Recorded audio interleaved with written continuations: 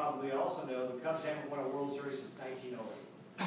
So not only is being a part of the Cubs fun, because our job is to make people happy. Baseball is a great sport. We have a tremendous amount of fun being able to provide that venue at Wrigley Field to allow families to come in and experience the sport.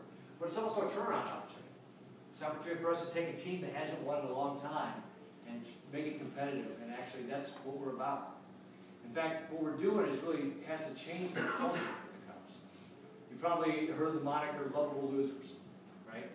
Well, that culture had really been ingrained into the Cubs team, partly because of the ownership.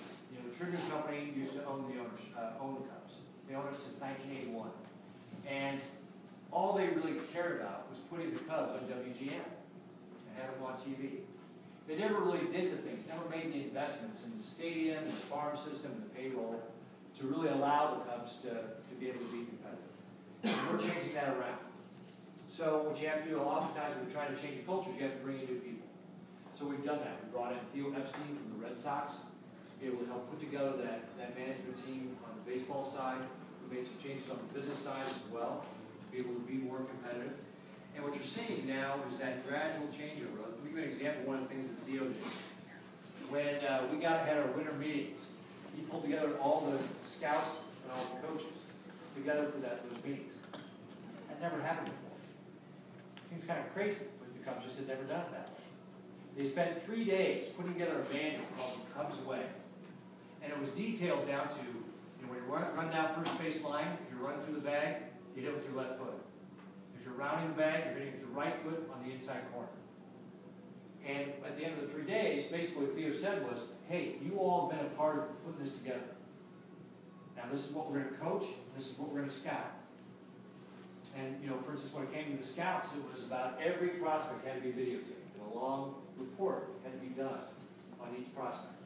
And then entered into the database to be able to track it. And so that kind of data management is part of how Theo is really reforming that organization when it comes to scouting.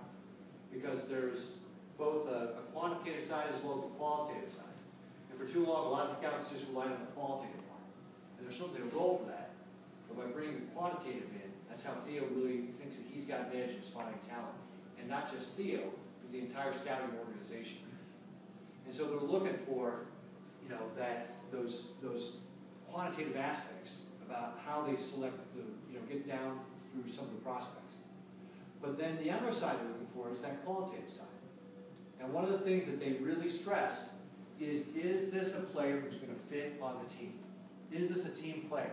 Is this somebody who's going to be good in the locker room, clubhouse? Because that is key. As you all know, baseball is a team sport.